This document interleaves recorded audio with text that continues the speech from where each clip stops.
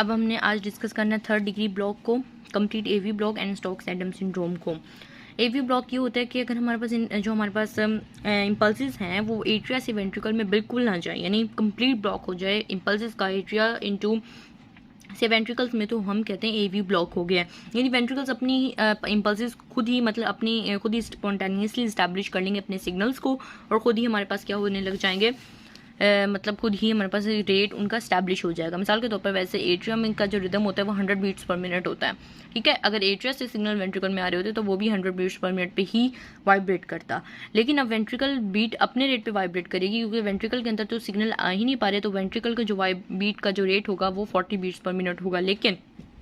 आपका जो ventricle vibration अपना जो नेचुरल रेट ऑफ रिदम है उसको स्टैब्लिश करने में थोड़ा सा देर लगाएगा। वेंट्रिकल फौरन से तो स्टैब्लिश नहीं कर लेगा ना वो रिदम, तो उसकी उस देर में यानी वेंट्रिकल को स्टैब्लिश करने में कितनी देर से लग सकती है, 5 to 30 सेकेंड्स के मतलब डिले आता है। डिले ऑफ 5 to 30 सेकेंड्स आते हैं जब हमारे पास कंप्लीट एवी ब्लॉक हो जाता है, एवी कंडक्शन बिल्कुल सीज हो जाती है, तो वेंट्रिकल्स को अपनी बीटिंग को स्टार्ट करने में तकरीबन 5 से 30 सेकेंड्स लग जाते हैं। तो इस डिले में क्या होता है, इस डिले के अंदर हमारे पास स्टोक्स एडम सिंड्रोम हो जाता है। Stokes Adam syndrome is nothing but the delayed, मतलब ये होता है कि हमारे पास जो पेशेंट है वो सिनकोप की हालत में चला जाता है, बेहोशी की हालत में चला जाता है। यानी वो कहते हैं कि कुछ पेशेंट्स में जिनमें एवी ब्लॉक होता है और टोटल ब्लॉक अगर हो जाता है तो हमारे पास इम्पल्सिस जो है वो एट्रिया से वेंट्रिकल में थोड़ी देर के लिए होती रहती हैं, ठीक है, मतलब बिल्कुल ही सीज हो जाती हैं, और सडनली इम्पल्सिस जो है वो मतलब वो कहते हैं कि जिनमें टोटल ब्लॉक होता है ना वो ऐसा होता है कि मतलब कभी जारी होती है इम्पल्सिस और कभी बिल्कुल ब्लॉक हो जाती है इम्पल्सिस, ठीक है ना। ड्यूरेशन ऑफ ब्लॉक जो है वो हमारे पास फ्यू सेकंड भी हो सकता है, फ्यू मिनट्स भी हो सकता है, फ्यू आवर्स इवन वीक्स भी हो सकता है। यानी थोड़ी देर के लिए ब्लॉक हुआ, उसके बाद इम्पल्सिस जाना शुरू हो गई हैं एट्रिया से वेंट्रिकल में, या ज़्यादा देर तक जाना है ये मसला। तो वो कहते हैं हर टाइम जब भी एवी कंडक्शन सीज होती है तो वेंट्रिकल्स जो है ना वो अपनी बीटिंग को फ़ौरन 5 से 30 सेकंड्स के डिले के से पहले स्टार्ट नहीं कर सकते। यानी वेंट्रिकल इतनी जल्दी ओवर, क्योंकि वेंट्रिकल्स हमारे पास ओवर ड्राइव सप्रेशन के अंदर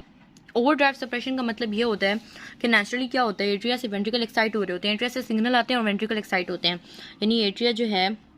वो सिग्नल देता है वेंट्रिकल्स की एक्साइटेशन के लिए, ठीक है ना। लेकिन जब वेंट्रिकल से एट्रिया सिग्नल नहीं भेज रहा तो वेंट्रिकल तो ओवर ड्राइव सप्रेशन में ना, कि वेंट्रिकल तो इंतजार कर रहे हैं कि एट्रिया से सिग्नल आएगा और हम जो है वो करेंगे, वैसे स्टोल हालत में आएंगे, डायस्टोल होगा हमारा, ठीक है। लेकिन ओवर ड्राइव सप्रेशन में चूंकि वो थोड़ी देर के लिए रहते हैं, जब उनके पास सिग्नल नहीं आता तो जब वो एक्साइटेबिलिटी उनकी नहीं होती, मतलब जब वो वेंट्रिकल एक्साइटेबल नहीं होते तो वो क्या होते हैं, मतलब एक्साइटेबल ना होने की वजह से जब वो ओवर ड्राइव सप्रेशन से बाहर आते हैं तब वो अपना नेचुरल रेट ऑफ रिदम को स्टार्ट कर पाते हैं।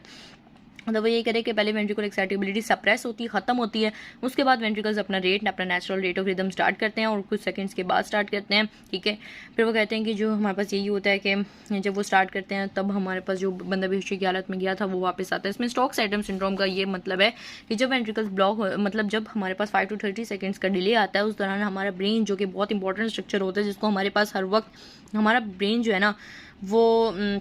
ब्लड सप्लाई के बगैर ना 4 से 7 सेकंड से ज़्यादा एक्टिव नहीं रह सकता। यानी अगर ब्लड सप्लाई ख़त्म हो गया तो 4 से 7 सेकंड के अंदर अंदर ब्रेन जो है ना वो मतलब ब्रेन जो है वो बर्दाश्त नहीं कर पाता और पेशेंट जो है वो सिनकोप यानी बेहोशी की हालत में चला जाता है। और जब वापस हमारे पास बहाल होती है ये मतलब जब ventricle natural rate of rhythm start करते हैं तब ये जो पेशेंट है वो वापस अपने रिकवर होता है फेंट से, बेहोशी की हालत से, ठीक है। तो इसे हम स्टोक्स एडम सिंड्रोम कहते हैं। बाज़ का सेकंड ब्लॉक में भी, डिग्री ब्लॉक में भी स्टोक्स एडम सिंड्रोम हो सकता है और कंप्लीट एवी ब्लॉक में भी हो सकता है, ठीक है। तो इसकी कोई मतलब स्टोक्स एडम सिंड्रोम यही है कि जब भी इम्पल्स की ब्लॉकेज होगी तो हमारे पास जो पेशेंट है बेहोशी की हालत में चला जाएगा, और जब इम्पल्स जो है वो वापस आ जाएगी तो वो फेंट की हालत से भी वापस आ जाएगा। तो this is all about the Stokes Adam